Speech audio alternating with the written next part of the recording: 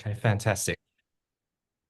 So, hi, I'm Neville Starick from Cynosure Counselling and Coaching, and I just wanted to do a bit of an introduction of myself and just give people a bit of a sense of my journey into the space that I'm working at.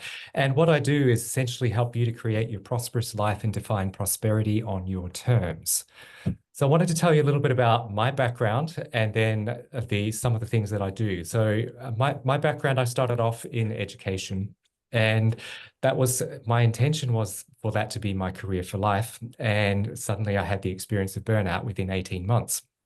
And that completely threw my whole idea of what my life was going to be like and what my trajectory was going to be. And that was quite disconcerting. It took me a long time to work through that. I went back to work, but I wasn't passionate about what I was doing. I wasn't confident in what I had to offer, and I wasn't even sure that I was in the right place.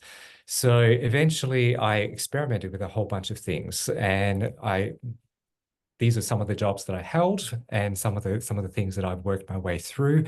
And the whole experience has built for me a bunch of skills and experiences that have been particularly useful as I become your personal prosperity and performance strategist.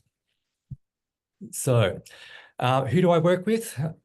There are three main groups that I work with. They're business owners, they are professionals, and they are therapists in private practice, because I, as a counseling therapist, have been in that space for the last 16, 17 years.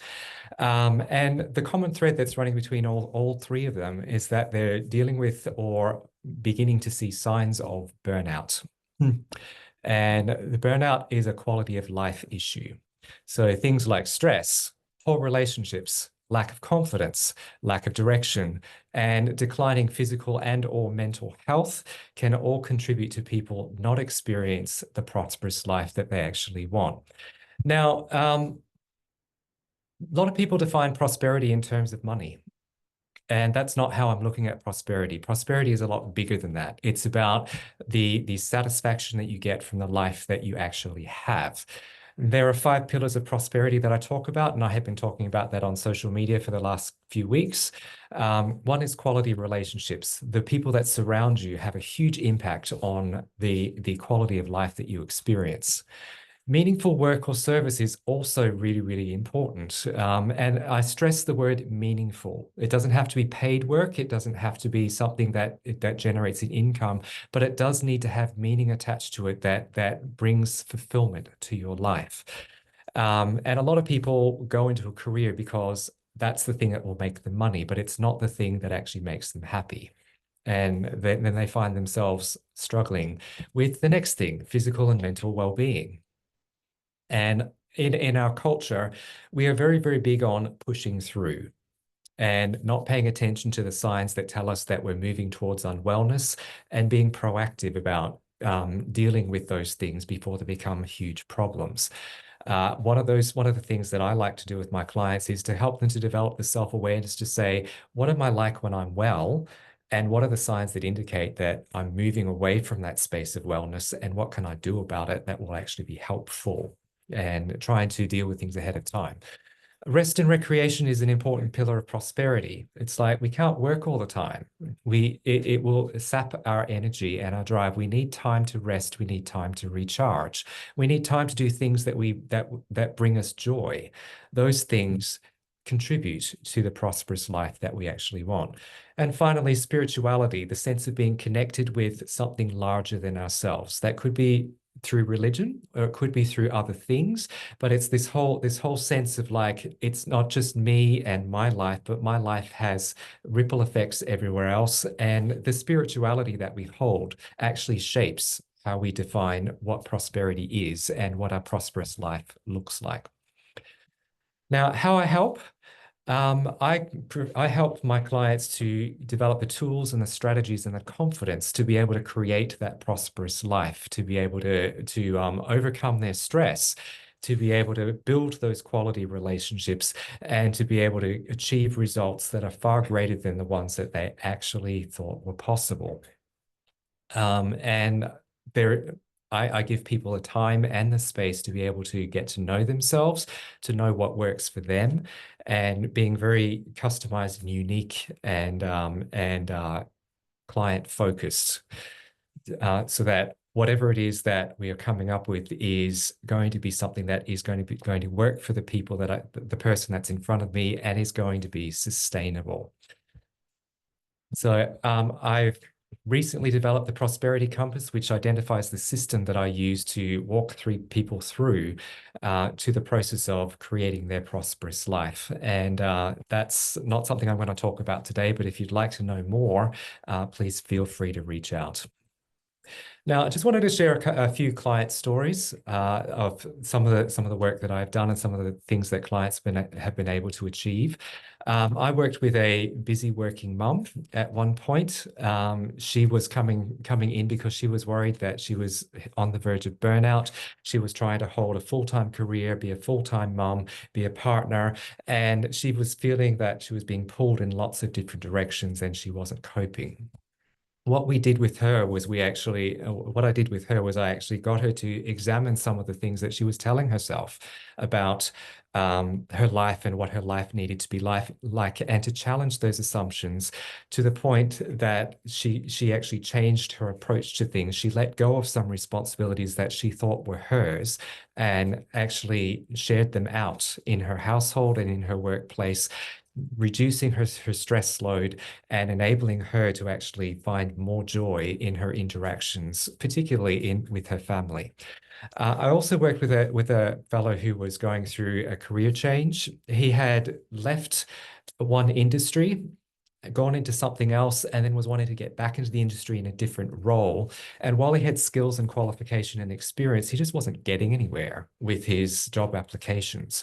And he was really, really struggling to work out what was going on and was losing confidence. He was procrastinating on the whole job searching thing, but he knew he needed to make some change, but he just didn't know how to do it.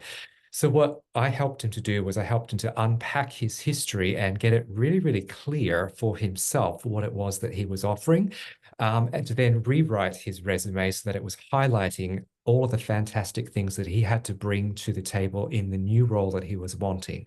And in the process of doing that, he became unstuck. He found an entry-level way to get into the industry and the role that he wanted to start with. And he's building the connections and the relationships, and he's seeing a path forward. And yeah, he seems to be getting quite embedded in that space again, and feeling positive and confident. So yeah, if anybody would like to know more about what I do, here I've got my contact details here and also in the chat. So Neville Starick from Cynosure Counselling and Coaching, and I'm open to questions if you have any. Excellent. Who's got some questions for Neville there? Linda, was that a question from you earlier on? How does life transition fit into this? Yes, because I know that Neville has spoken about life transitions, and so I wanted to know how he integrates that particular line into the one he just shared with us about being the strategist. Yeah. The whole thing of life transition is that we've got two different kinds of life transitions that all of us experience. Some of them are ones that we choose, and some of them are ones that we don't choose. And those either of them can have unexpected consequences to them that can throw us in our life journey and can make us question who we are and how we work. So those life transitions could be things like a change in relationship, a change in health, a change in career, and even things like relocation, moving from one area to another or moving overseas. All of those kind of things change how we feel about ourselves and can then make the ground really, really shaky around like, what's my direction forward? So when I'm talking about prosperity and to being the prosperity strategist, I'm helping people to find their solid footing again, to find their reference point, to be able to then begin to build that prosperous life in their new context, in their new situation. So does that answer your question there, Linda? It does. Thank you. You're welcome. Dr. Chris. Yes, thanks very much for that, Neville. As ever, lots of wisdom packaged into a short amount of time. The question I have is pretty broad. Do you find typically that clients that you work with, you help them with a session, but do you find that they need ongoing help typically? Typically, when people are coming in, there's usually a huge amount of overwhelm or confusion around where they find themselves. One session is usually not enough to be able to work that through. What I do is the process that I do is, because it's very relational, I'm really concerned about making sure that the relationship is the right fit for them. I don't profess to be the right person for absolutely everybody. So what I do is I do an initial assessment session with people where I give them where they sit down with me for 90 minutes, and we're basically checking each other out. I'm trying to get more clarity around what it is that they're hoping to achieve in working with me, and they're trying to work out exactly whether I'm the right person for them.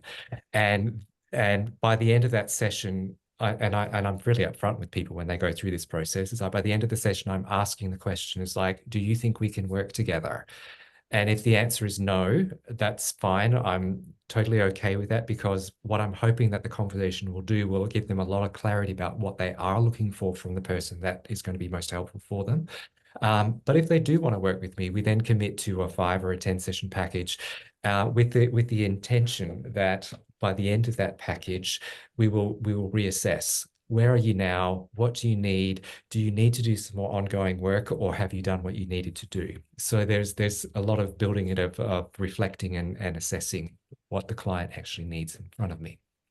Great. Thanks very much for that. That's a very comprehensive answer. Thank you. You're welcome. Jean. Hi, thanks, Neville. That was very interesting to hear your presentation, and it resonates a lot with me in sort of my area of coaching, because I also do transition coaching.